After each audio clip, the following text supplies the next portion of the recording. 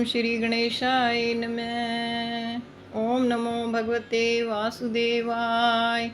ओम नमो नारायणाय। ओम नमः शिवाय। अथ पुरुषोत्तम मास 28वां अध्याय। श्री नारायण कहने लगे कि हे नारद, इसके पश्चात वह अत्यंत दुखों को भोग कर बंदर योनि को प्राप्त हुआ। पापों का नाश करने वाला एक सरोवर था जो देवताओं को भी दुर्लभ मृग तीर्थ नाम से विख्यात था। इसी तीर्थ में वह ब्राह्मण फलों की चोरी के पाप से बंदर की योनि को प्राप्त हुआ। नारद जी कहने लगे, हे प्रभु, करोड़ों पापों से युक्त वह बंदर उस तीर्थ में कैसे बसता रहा? श्री नारायण बोले, चित्रकुंडल नाम वाला कोई वैश्य था, उसकी तारका नाम की स्त्री थी। इन दोनों के पुरुषोत्तम मास करते हुए पुरुषोत्तम मास चला गया। पिछला दिन आने पर स्त्री सहित चित्रकुंडल ने अत्यंत प्रसन्नता के साथ उद्यापन किया और उद्यापन कराने के निमित्त स्त्री सहित वेद वेदांग को जानने वाले ब्राह्मण को बुलाया। हे नारद, वहाँ धन के लोभ से कंजूस ब्राह्मण भी पहुँच गया। जब उद्यापन विधि समाप्त हो गई तो चित्रकुंडल वैश्य ने स्त्री सहित ब्राह्मणों को अत्याधिक दान देकर प्रसन्न किया। उसकी बहुत सी दी हुई दक्षिणा से ब्राह्मण अति प्रसन्न होकर अपने अपने घरों को चले गए। परंतु अत्यंत लोभी वह कंजूस रोता हुआ उसके आगे आकर खड़ा हो गया और विनय से नम्र होकर अति गदगद वाणी से चित्रकुंडल से बोला, हे चित्रकुंडल, वैश्यों के प्रति आप इस समय कृतार्थ हो जो आपने पुरुषोत्तम का सेवन किया। ब्राह्मणों को बहुत सा धन दिया, किंतु मुझ भाग्यहीन को क्यों नहीं कुछ दिया? उस कंजूस के ऐसे वचन सुनकर उस वैश्य ने कंजूस को भी बहुत सा धन दिया। उस ब्राह्मण ने इस धन को लेकर पृथ्वी में गाड़ दिया। वहाँ पर उस लोभी ब्राह्मण ने पुरुषोत्तम महात्म्य के धन के लोभ ब्राह्मण ने पुरुषोत्तम महात्म्य के धन के लोभ से स्तुति की। पूजा को देखकर पुरुषोत्तम जी के धन के लोभ से स्तुति सुनकर प्रसन्न हुए, जिसके फल से वह ब्राह्मण मृग तीर्थ को प्राप्त हुआ। वह तीर्थ जल वाला, घनी छाया वाला, मीठे मीठे फल वाले पेड़ों से शोभित अत्यंत सुंदर वन था।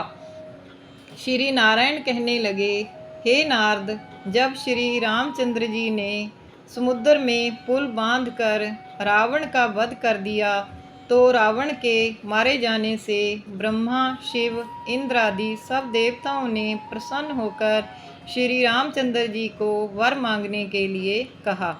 तो उस समय रामचंद्र जी ने कहा, हे देवताओं, यहाँ पर जो शूरवीर वानर राक्षसों के हाथों मारे गए हैं उनको शीघ्र जीवित कर दो। इतना सुनते ही देवताओं ने अमृत की वर्षा करके सब वानरों को जीवित कर दिया।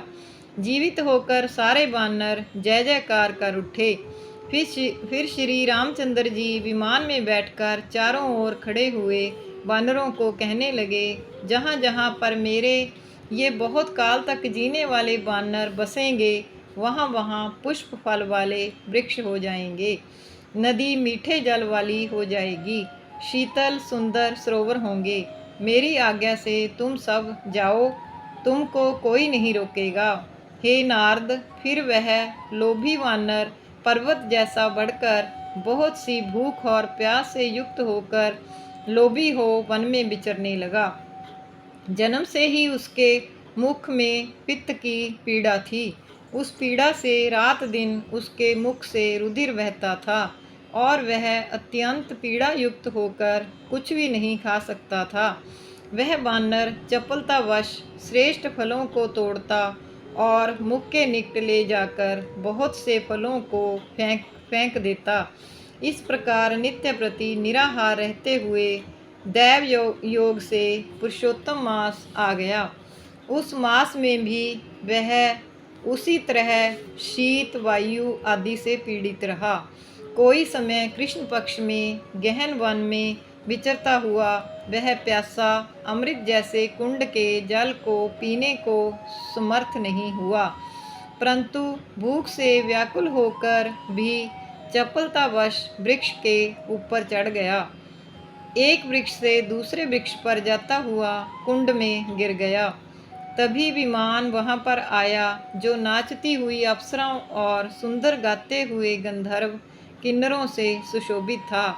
इस प्रकार सुंदर शरीर को धारण कर वह महाभाग वानर अपने शरीर को देखकर अत्यंत आश्चर्य को प्राप्त हुआ और कहने लगा कि मुझ महापापी को यह विमान का सुख जो अत्यंत पुण्य वालों के लिए नियुक्त है कैसे मिला।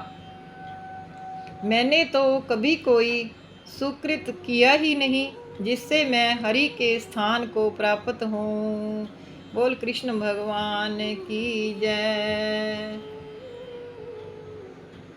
गोविंद जय जय गोपाल जय जय, गोविंद जय जय गोपाल जय जय, राधा रमण हरि गोविंद जय जय, राधा रमण हरि गोविंद जय जय। बोल श्री हरि भगवान की जय। ओम नमो नारायणाय, ओम नमः शिवाय, ओम नमो भगवते वासुदेवाय। 28वां अध्याय संपूर्ण।